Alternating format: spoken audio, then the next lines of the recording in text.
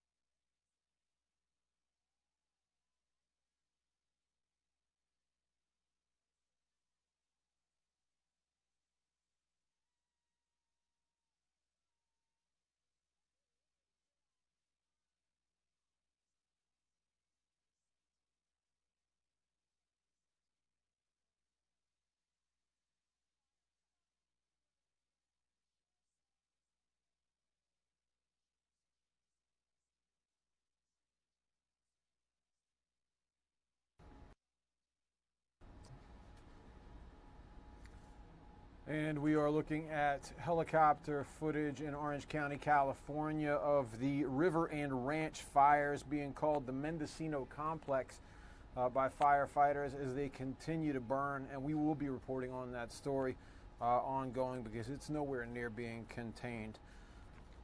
We move on to Aurora, Colorado. A man who mistakenly thought it's the shooting, right? We're doing the shooting in Aurora.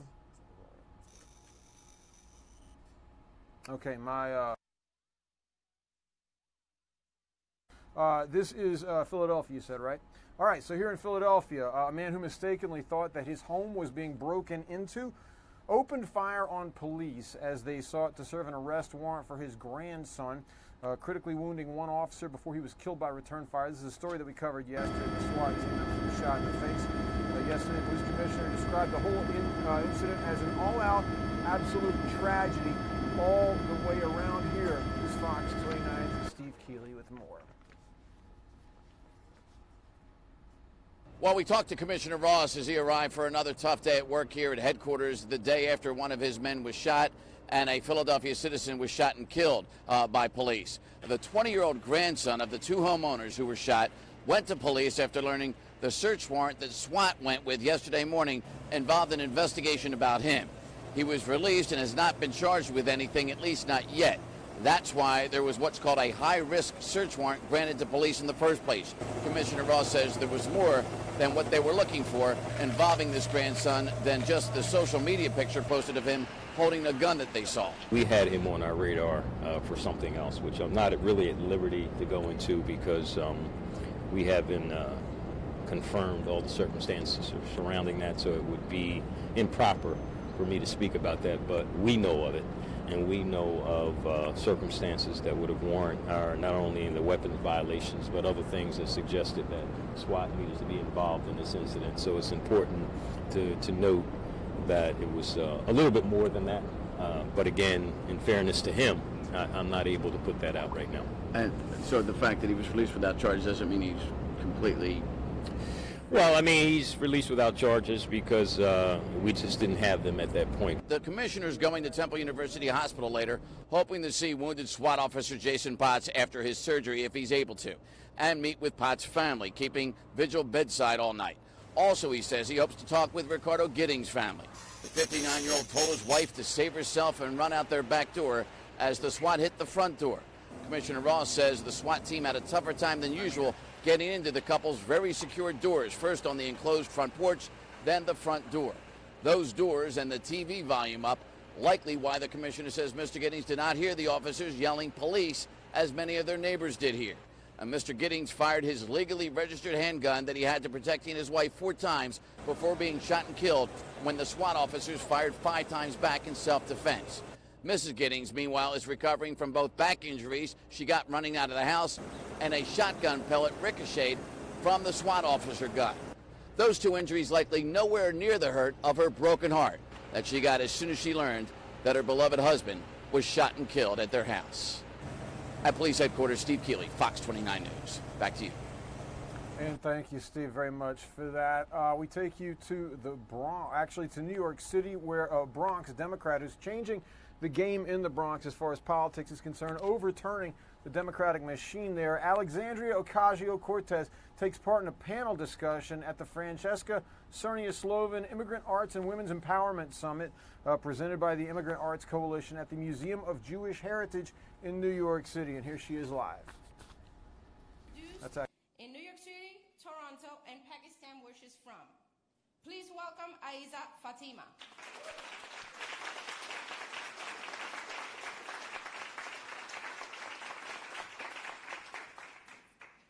My third sister is a 4-time Emmy Award-winning host and executive producer of Bare Feet with Michela Malozzi.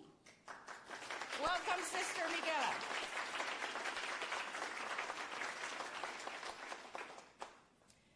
I am incredibly starstruck with our moderator. You should be too. Sister Lindsay Bayerstein is an award-winning documentary filmmaker and in this, what is it that you have not done. You have done everything, but right now you can listen to her in the podcast, The Breach by Rewire. Please welcome Sister Lindsay Bearson.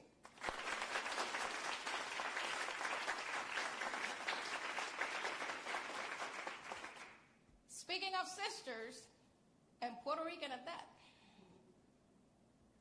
my next sister, yes, we come, from the Bronx, Puerto Rican, and we embrace, we have a lot of common friends, and we work together. My sister, Alexandria Ocasio-Cortez.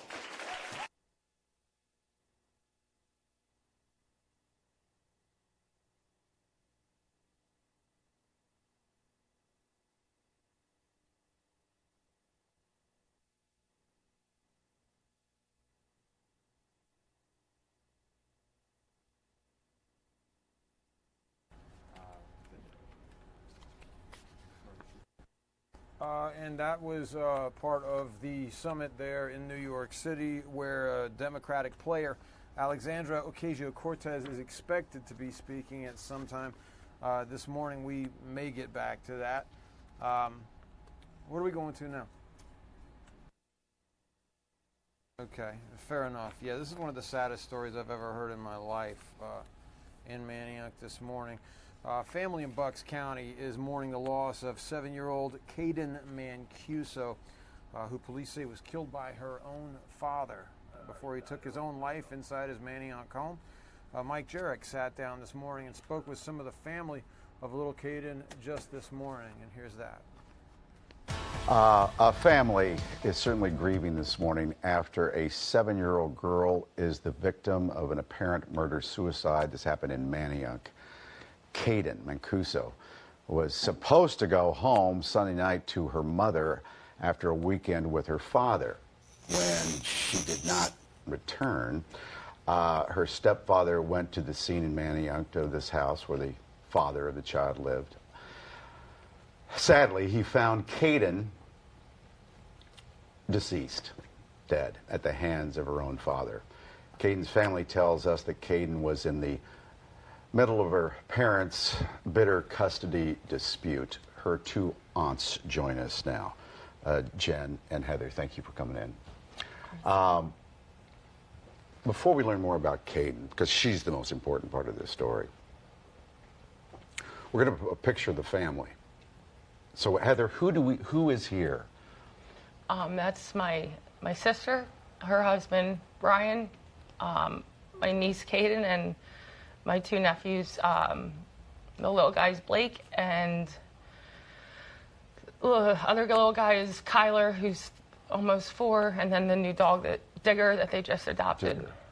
And Jen, that is your brother? That's my brother, and he loved Married Caden. to Kathy. Yes, and he loved Caden like it was his real daughter, and he loved her with all of his heart, and he's never going to be the same. So he is the daddy of the 2 boys. Yes, and okay. he was Caden's father. I mean, yeah. There's the biological monster that was involved in this, but her brother lost his daughter today. Yeah. Tell us more about, I know it's going to be difficult, Caden, just 7 years old, but you've sent us so many pictures and videos. What she was, a little firecracker. It doesn't even do it justice. I mean, she lit up the room. She stole the presence of her room when you met her. If she was just our dancing queen, she did our buddy, our princess. She was, into makeup and dancing and singing and. Yeah, we see her dancing with Jen too. And it doesn't. I mean, we have videos that could go on and on of the silliness in her. I mean, where'd she get that from? Kathy? From Kathy. It's just our family. I mean, we're just all about being happy and. It's unthinkable, isn't it? How are you wrapping your head around this, or can you? I don't know. I don't think I have yet. I think yesterday was probably going to be the easiest day of all of this. And then the worst is yet to come. Yeah. Jen, would you agree with that? Yeah, I just want to get the word out about the judge. I mean, I don't know how he could allow such a person with a violent past to see his daughter. Let's explain that a little bit. Jeff is the name of Caden's dad, biological dad. What was with him? I mean, he's been in trouble up and down, right? He bit someone's ear off. He bit another human's ear off in a bar fight or something like that? And what about the family dog before Digger was with us? Well, Jeff had a dog with Caden. Caden, told her kindergarten teacher that he used to punch the dog in the face and punch himself in the face when he was mad. Our thing here now is that and there was a restraining order. There was a restraining order. He wasn't allowed to contact me due to a harassment issue. Was little Caden afraid of her own dad? She was. On Friday, she said she was scared to see him. That was the day before. So then people will say, and I'm, got to be sensitive here. Why was she alone with him? Well, that's the question. Is even if she said, "I'm afraid, I don't want to go," he would have called the cops on my sister. The cops would have come, demanded that this father is allowed to have his daughter. It's his custody time, and we would have had to give her. So that's her paperwork, though, isn't it, Jen? Exactly, it's paperwork, and he was restricted visits, but he was still allowed to see her twice a month. Alone. Yeah. For about 36 hours, he was allowed to have her. So the judge took his time away, but he still let her go unsupervised. I know there's no way of figuring out why this. He is a monster. He's a monster. Why he could do this to his own. Was it to get back at his ex-wife, do you think? I think it was to get back at everyone's happiness. My brother and her just bought a house in Yardley. They just got a puppy. They were going on vacation this week, and I think he wanted to rob everyone of that joy. And she was joy to everyone because she was such a firecracker and light of everyone's life. And I really don't know how they're going to be the same. How are you ever going to be the same? We're not. No. We're not. I mean, our family's broken. I can't lie to my sister. It's not going to be okay. There's nothing about this that's going to be okay. I mean, we'll get through it. I mean, she got 2 little boys that need her. Right, that need her. But, I mean, she's gone from us now, and there's nothing can be. Well, your brother's really going to have to just hug her. He's there for her. Nonstop, and he's the one taking care of everything. And okay. he went to the house to find her yesterday. Your brother found. He broke in scene. because the night before they went, and the police didn't show up for an hour and a half, and told them they couldn't go in without a warrant. But the next day, he just went in, and that's when he found her. And then they called the police. Unthinkable. I know, it's awful. It still doesn't seem real. To keep us informed about for sure. Services and things like that. There's also a GoFundMe page. Yes, thank you again for the community because I've never seen anything like it. Within 2 hours, we surpassed our goal of 15,000. Then we raised it again, and I can't see the numbers, but I think it's close to our new goal. It's 23,000 now. Right, and so we're so amazed by people's support. And that means the world to us.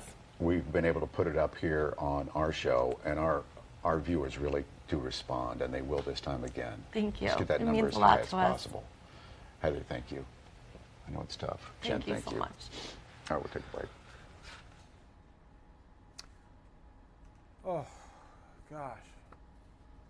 Our hearts and thoughts and prayers go out to that family. God bless them all.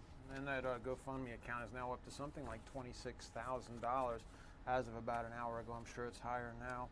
And we're going to take you back over Orange County, California, to a helicopter overflying some of those wildfires out there that you're seeing.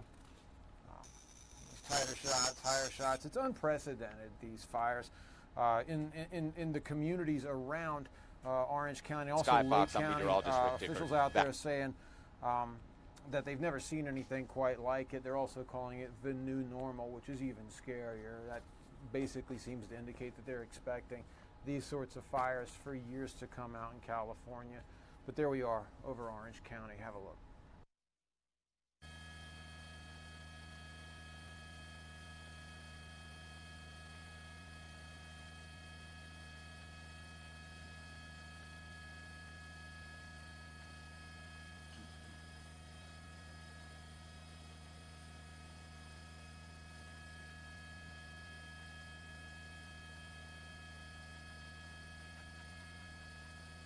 Jeez.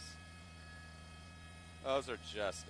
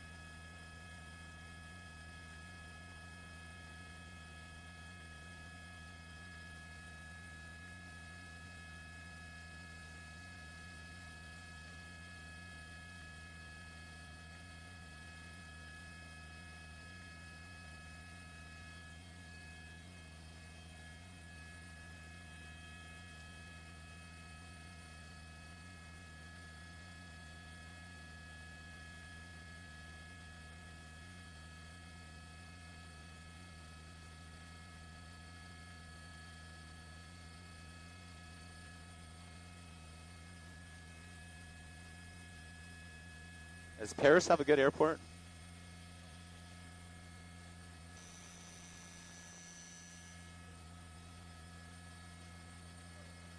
Oh no, that's like, I'm looking at a map that shows Paris Valley Airport off the 215. That's probably a small one. We landed there? Oh yeah, I was. That's right. Oh, it was not. Lauren Sanchez. Yeah, that was pretty ucky, right?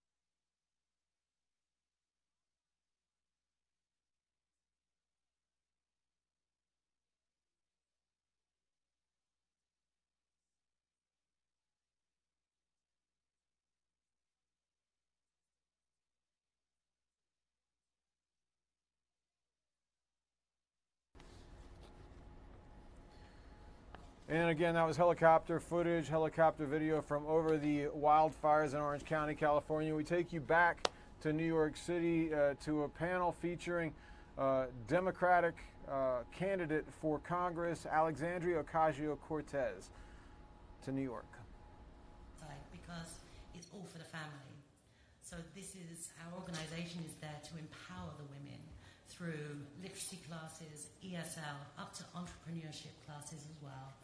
We graduated 52 literacy students this year, which we're very proud of. Thank you. And we're opening a third location in Brooklyn. We have East Harlem, Midtown, and one in Brooklyn in October this year, all within the public school system, so they feel safe and empowered to come in and learn. Thank you.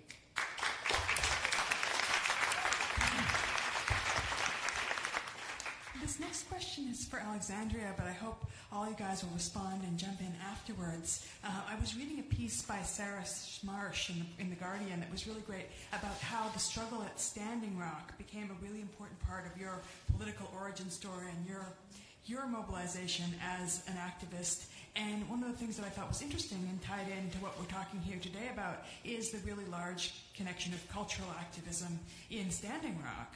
Can you talk a bit about what you saw there and how it moved you? Yeah, when it was kind of an interesting experience leading up to being there. It was after the election, and I had been doing some organizing, and I had been involved in activism before that. But when the 2016 election, when the results came in, I think everyone kind of felt the collective shock and awe, especially here in New York City. I had never been on a subway car so quiet as the one the day after the election. Just felt very heavy. The air felt very, very heavy. And I remember afterwards just a lot of folks thinking, okay, well, what do we do now? Like, what do we organize around now? And a friend of mine and I kind of threw a bunch of our stuff in a 20-year-old station wagon. And we started driving across the country, and we went through Pennsylvania, Ohio. We stopped in Flint, Michigan, and we were just talking to people, just talking to folks, saying, what happened? And I think it kind of came from a place of feeling like our country and just us as a people really didn't understand ourselves. We didn't understand what was going on in everyone else's backyard. So we were talking to people, and it was because we were on our way to Standing Rock. I had been asked by an organizer, a woman who was a harmony keeper out there, to come out there. And what was interesting was that when I was first asked to go, I had no intention of going. I was flipping through a news article, and I saw this woman that I had known there at Standing Rock. So I reached out to her and I said, can I send you anything? Can we collect any clothes for you, any food? Like, what help do you need? And she said, we need women. She said, we need women out here. Women played a very important spiritual role in Standing Rock, and having a strong balance, especially as the winter was settling in, which is when we were heading down there, was really important. And she was like, well, we need you to come. And I was like, I don't know if I'm prepared or should I go, but she needed us there. So we went out there, and I think it was just, there's a very strong, compelling aspect to bearing witness that is transformative. And once you see something, you cannot unsee it. And when I went out there, what I saw was a fossil fuel corporation that had militarized itself against the American people for a profit motive. And seeing what was going on, seeing the silence around what was going on, but also most importantly, seeing how the Lakota Sioux put everything on the line, their bodies, their lives, their livelihoods, their families, not just for themselves, but for the water supply of the entire Midwest United States. It really just made me feel like I needed to do more. And it was when I got off camp at Standing Rock, I received a call from brand new Congress and Justice Democrats asking if I'd be willing to run for Congress in year 14. And it took about 6 months for me to decide, but I ultimately decided to go with it. But a lot of that had to do with what I saw and experienced at Standing Rock, feeling like I needed to do more, but I didn't know what that next step was. And so when I think that next step was presented, I was like, all right, well, let's do it. Would anybody else like to respond? Okay. I would just, I sort of alluded to this before, but a huge amount of my work around the world has been around issues of who owns the land, whose land it is, and to the Standing Rock point, who is taking the land out from under the people who are living on it and farming it.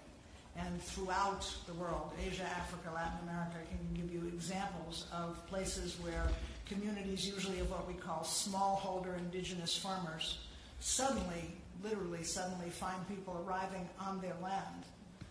They may start drilling to see if there are any good minerals. They may start something for which they have a different name, but it's essentially fracking to drive the oil to the surface, and they poison the water. And in many cases, they disrupt the capacity for farming. The so-called fracking activity poisons the water and renders the soil unarable, which isn't a word. And people are literally giving up their lives in these communities on many occasions.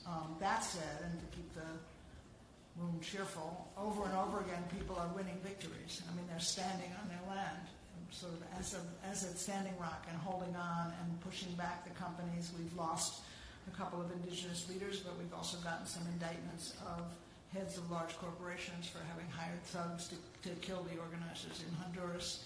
And so, just so you know, there are victories in this world. In El Salvador, where the groups that American Jewish World Service was supporting were opposing mineral mining, the groups that we were supporting, who were doing a great Standing Rock job on the ground, came to the attention of the church, and the church decided to raise their issues up through the church hierarchy, and the head is the Catholic Church, and the head of the church in El Salvador took the issue to the government, and the government of El Salvador has now banned mineral mining.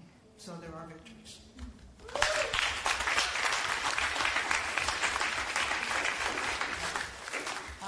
I'd like to add, we did an episode featuring the Lumbee tribe, the Lumbee people in North Carolina, which is a non-federally recognized Native American people. And talking back about having her voice being heard, this is a group of people that can trace their roots back to the lost colony. So they've lost their language, they've lost a lot of their traditions, and for them to share their voice with music and dance and the arts has been changing the perception from the people who watch the show, which is the biggest reaction we've seen, not only within the tribe, but people who live in North Carolina and have misconceptions of these people. And we see reactions, and that is a step of letting people, there may not be direct, they're standing on their land having to defend their land physically, but I think just defending themselves as people and their story and saying we are Native, because a lot of people don't even consider them Native anymore because of so many generations of interracial mingling and everything. But it's smaller stories like that through the arts we found has been really powerful. And we've had other Native tribes reach out to us and say, can you please come and share our story? So I think there's like a broad spectrum of being able to tell each other's stories through the arts as well. It's a really interesting observation. And would you say it's an example of being able to build bridges between communities, where there's a community that people aren't even recognizing as a community, but then once they come into contact with their cultural products and achievements, all of a sudden they're being seen for the community that they are by the larger? Of course. I mean, there are stereotypes, and there are huge stereotypes that across all types of people and all races and all ethnic cultures. And nobody, from what we've been told, because we went in there and asked, can we join your powwow? Can we dance with you? Can we learn about your culture that you know of? Because even for them, it's a lot of lost history. It's a lot of lost knowledge that they're trying to, for dear life, hold on to for generations. And so for them, they see this as an opportunity to be able to tell their own story in their own words, which is obviously the most important. But then it is that cross-cultural beginning of a conversation of, wow, I didn't realize that this was what was happening. And we see it time and time again. I get emails from viewers on both sides. We also get a lot of, Marlena, I love what you said. What was the phrase? Not haters, but thought opponents. We get a lot of thought opponent emails of people who have their own opinions about what we should cover and who we should be covering and how we're representing them. And, well, in their experience, they've seen this and that. But I am not the expert on the show. The expert in this show are the people that I meet with.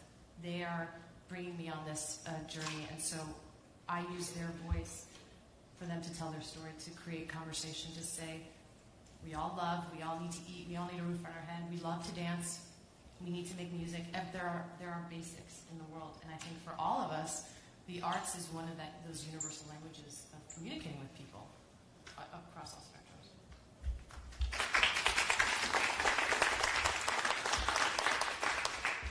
So maybe we could start with Aisha, talking about the idea of stereotypes. It seems that the arts are uniquely positioned to dismantle and challenge stereotypes. Maybe you could expand on how you've been doing that with your work. Well, that's a really interesting question. So I think by virtue of being who I am, but because I'm a woman and I'm Muslim and I create art, people go, wow, you can do that? I have literally, this is really hilarious to me. Last year, around this time, there was a journalist at the New York Times who was writing a feature on some of my work. And she's a young woman, like right out of college, like 24 maybe. And she told me she spoke to her editor. The New York Times Sunday editor is an old white man. Really old, like 70s, I don't know. Not really, sorry. He's old.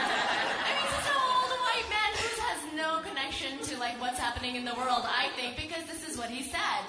He goes, oh, Muslim women do comedy?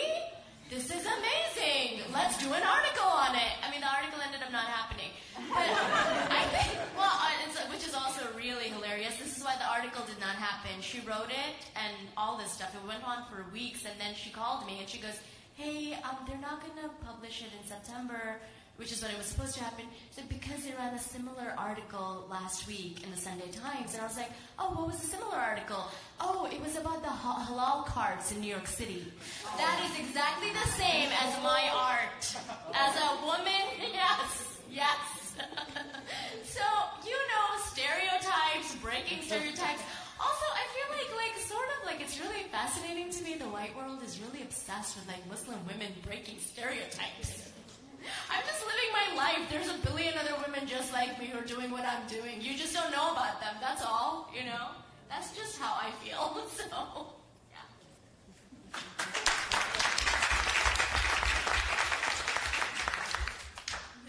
The piece I don't know what happened to it. And we can start with whoever feels they want to jump in on this one, but what I'm hearing from a lot of these creators and activists is that they felt unlikely representatives of what they're doing. They didn't expect that they were going to be the person to stand up and represent, but then circumstances put them in a place where they all of a sudden had this opportunity and this power. And I'm wondering, for the panelists, what advice would you give to someone who's not sure if maybe they want to put themselves forward in that way? I certainly was not very politically involved. I considered feminist a kind of dirty word. You know, it's something I never applied to myself until the recent election. Trump made me a feminist, so he's done something good for women. But I think it's a case of you need to look at yourself and where you stand. Quite a few people refuse to see me as an immigrant because I'm British. They want to label me as an expat. And that I find insulting because I'm not an expat. I don't drink G&T. I'd love to have that lifestyle. But in the last few years, immigrant has become a dirty word for some people. And I think that if we have the power to use our work to take that word back and show how positive immigrant life is, then we need to do it. It's not really a choice of standing up and deciding to be political. It's a choice of looking around you and do you have it better than somebody else? And the answer is going to be yes. And if it is, then help that person. Activism is something I think we are all capable of, and it doesn't need to be a big gesture. It can be as simple as just helping somebody get to the polling station. So I just think if you feel there's something you can do it. So I would strongly agree with that. My life has had so many changes that I don't know which ones were surprises and which ones weren't. But anyway, I think the message for now, for today, is really just picking up on what Caroline said, is that no one can afford to be a bystander.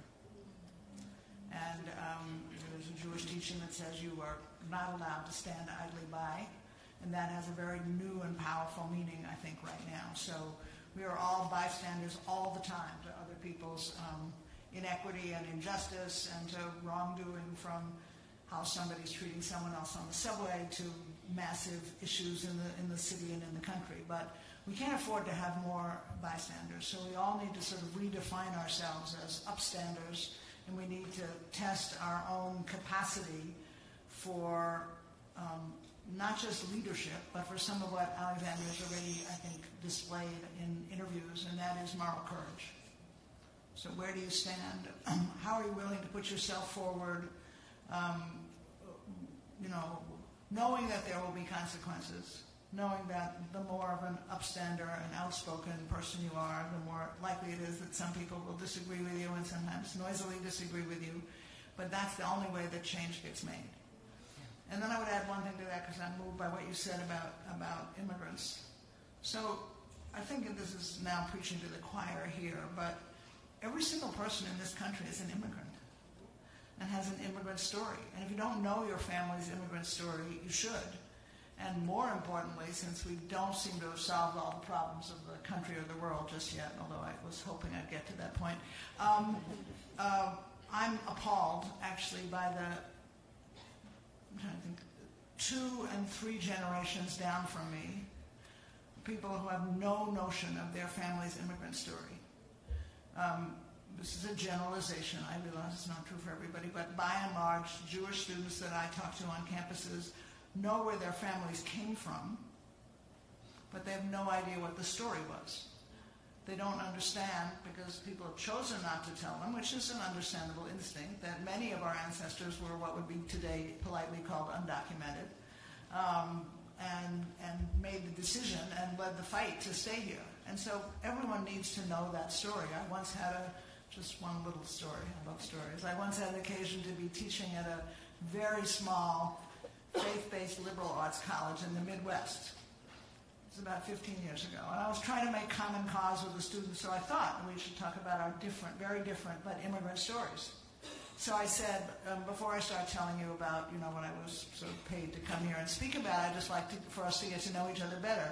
So I'm going to tell you my family's background story in a minute, but I'd be interested in knowing yours. Silence. So I said, can anybody tell me where your families are from? Here. I said, oh, well, no, of course, I understand that, and my family is from New York, but going back a generation or two, where were your grandparents from? Here.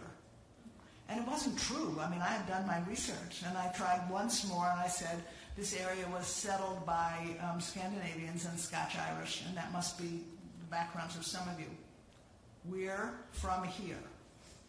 And that's like a loss of identity and a loss of story and a loss of capacity to identify with the other that's really threatening all of us. So everybody, not only know your immigrant story, but teach it to your children and your grandchildren.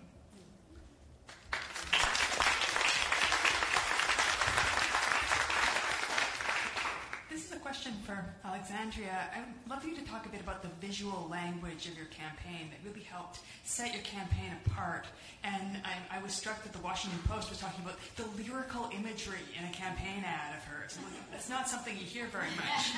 And I would just love for you to talk about both the moving pictures and the graphic design and how the color and the imagery and all those elements that you built in spoke to the message of your campaign. Well, I think from the very beginning, also, kind of coming from an activist background, you know that one of the main goals of art is to move, and is to move people, and it is either to move someone emotionally, to invoke thought, but to elicit some kind of internal reaction. And so I think that's why art is so important to activist movements and to political movements, because they give these things soul. And so for us, when we were first starting on the campaign, I was sitting down with my friends from the bar, and we're saying, what is it that we're trying to communicate? And the thing that I was deliberately trying to communicate was, this isn't any ordinary political campaign.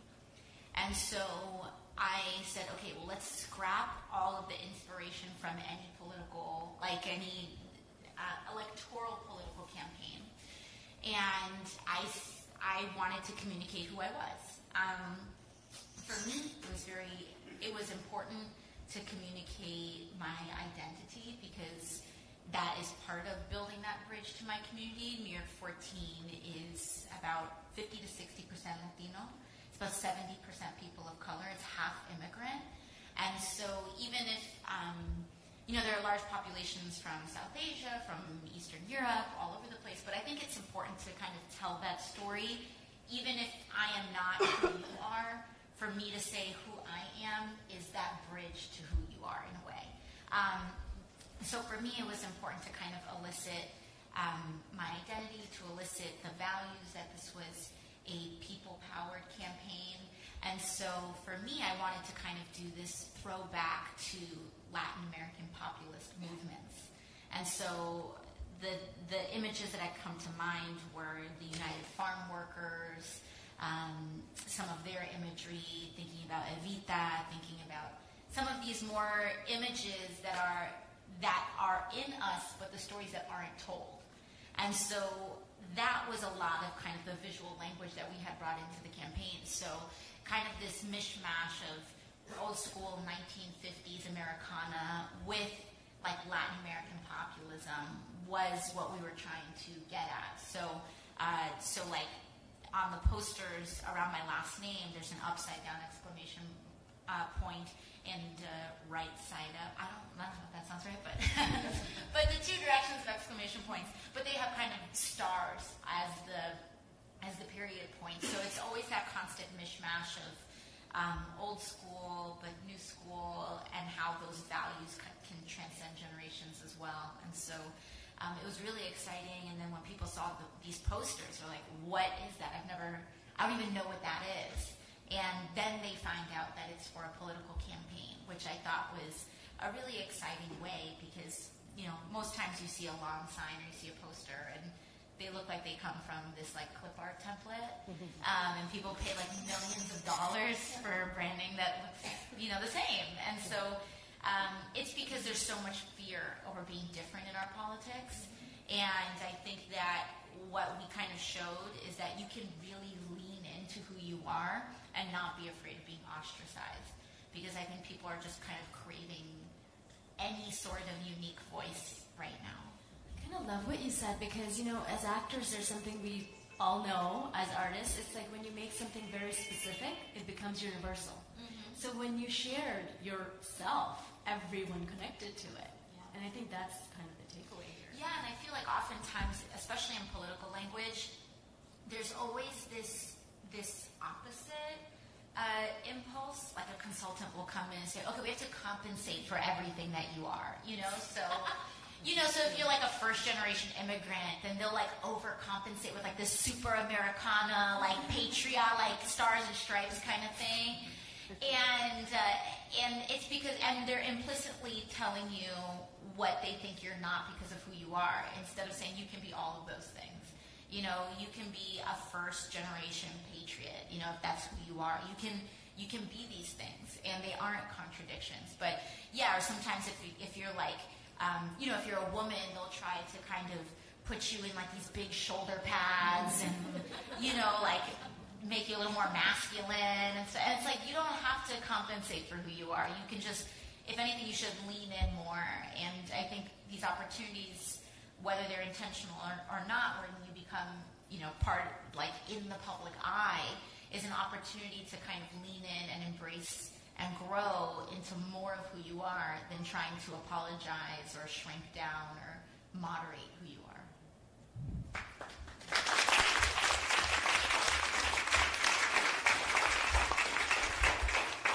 Another interesting theme in the Smarsh article was about the role of, about reclaiming morality, that part of the thesis of the article was that the right wing has been very comfortable talking about culture, talking about morality from its own very parochial perspective, and the article was arguing that Alexandria's campaign has retaken the moral language, that the left is suddenly becoming more comfortable talking from a place of moral authority.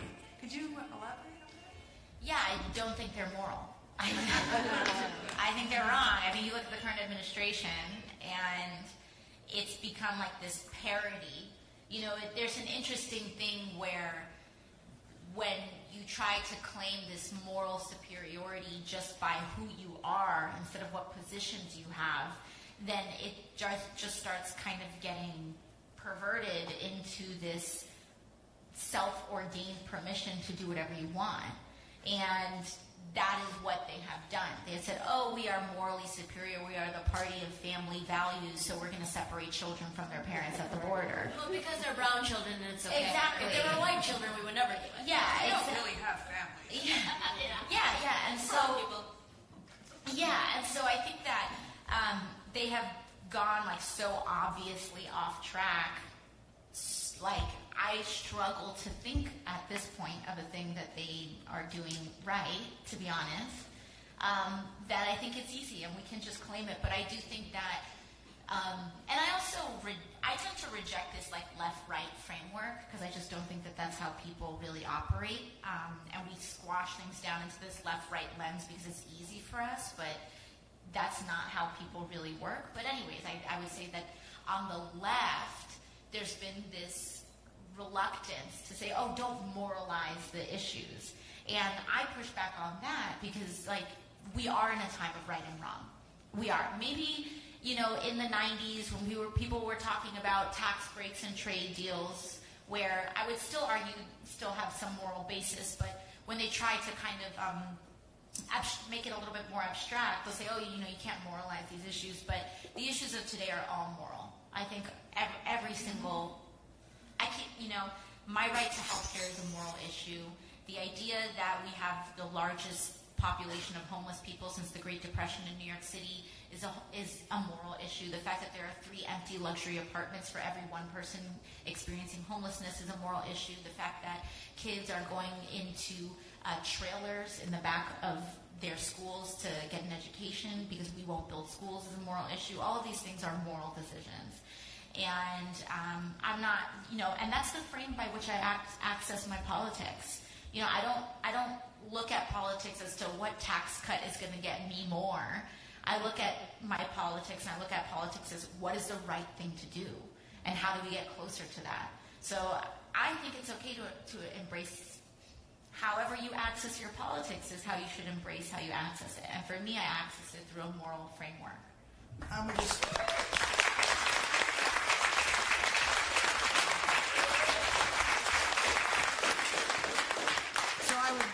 I absolutely agree, and I would take that a step or two further.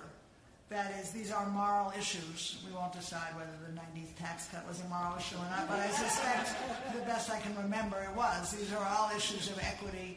Equity and inequity are fierce moral issues, and we being a generalization, but have ceded this language to people who claim themselves proudly to be people of faith and people of morality and to connect their faith with their morality.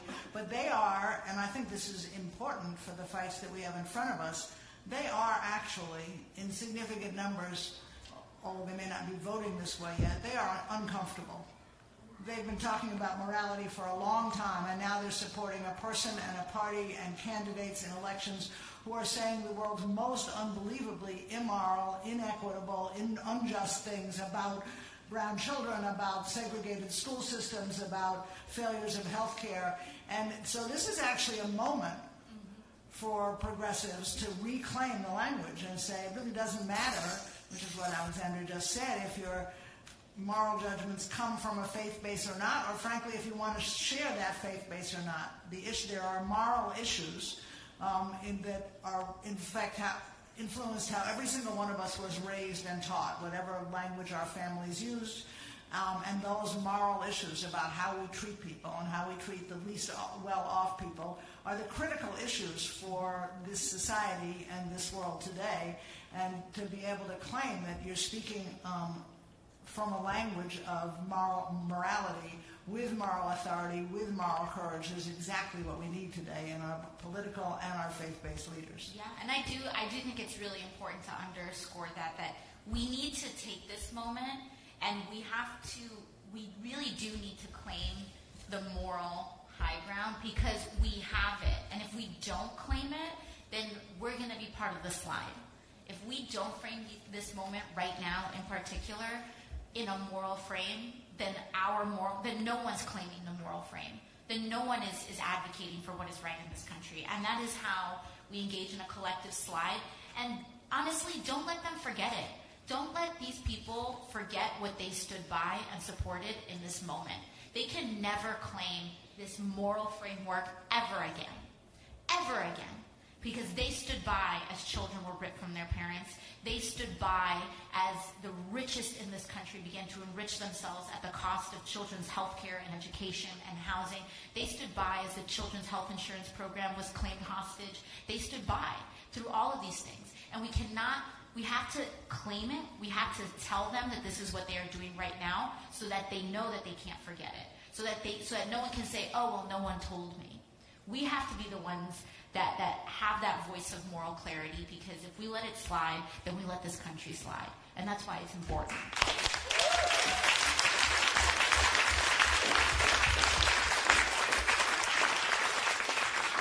On that note, we're going to wrap up the general portion of the panel, and I think I'm getting word that we have time for a few questions from the audience. Anybody? Nobody? Go ahead. How easy is it to move to Queens so I can vote for you? In the state of New York, not easy. We have really bad voting laws, but you do have 30 days before the general election to change your voter registration. There's a question. Please raise your hand so I can see. Go ahead.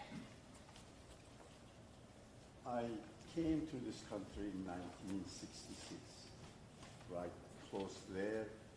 I was a young man. Now I'm 73 years old. I started then with the art by trying to express what I really felt. My first communication with people was through art. The second communication was through art. And I tried to tell the story of the source where we are from. We all from the same source. and we have the same story wherever we are, and wherever we have come from this world into this new. Thank you. Thank you. Sir, you came here the same year as my father, and you're the same age as my father, so it's really beautiful. Where are you from originally? I'm from Syria. Syria. And it's not as I was talking, I felt for Syria and Syrian people. Yeah. And that really grabbed. Thank you for coming. Really. Thank you. Yes. Good morning, ladies. Thank you for your inspirational thoughts and interpretations of where we need to head. I'm a retired English and theater teacher, and I know, so we're not just teachers, and I know firsthand how vitally important the arts are and how they can change people's lives. My question to you is, programs are being cut all over, programs that are so vitally important, and I really believe that we would not have the situation that we have today if everybody took any kind of art. It's sensitized, it's so massive. My question to you is, how do you, through your roles as women and through your art, be it politics or on the stage, how can you communicate to young people to stand up, rise up, and make change? Can I just say that my experience through teaching is that young people are much more clued up than we're giving them credit for. They, for example, we have a social media coordinator working with us. She's 17. She cannot vote. She comes from an immigrant family, and she wants to be engaged, but nobody is taking her seriously because she's 17. I think that we need to listen to young people because ultimately they're going to sort out the mess we've created. And now is the time to get them involved. I know that your campaign is doing it. I know that you've all worked with younger people. I think it's not about us getting them involved. It's about us listening to them when they want to get involved. I'll just say I'm part of a teen education program that's doing a pilot next week, and then we'll be going all year on the West Side. And it's called 2020 because the students who are enrolled will be voting for the first time in 2020. And so I think it's listening to young people, urging them on their campaigns. We taught a course last year which people thought wouldn't work called Kids Can Change the World with 7, 8, and 9-year-olds. Just like 8 weeks, what did they want to work on? What did they want to learn about? They came up with a panel presentation on environmental issues. It's all right there. I want to go back to your wonderful question, wherever you move, and go to the Bronx, not Queens. But anyway, this is another issue of sort of role modeling, but more importantly, taking your presence in this democracy seriously. And that is, you have to vote in every election. There is never an excuse for not voting. There is never an excuse for not voting. You will discover if you look at the numbers, not in Alexandria's district right now, but in general, the younger people are, the less likely they are to show up and vote. So those of you in this audience who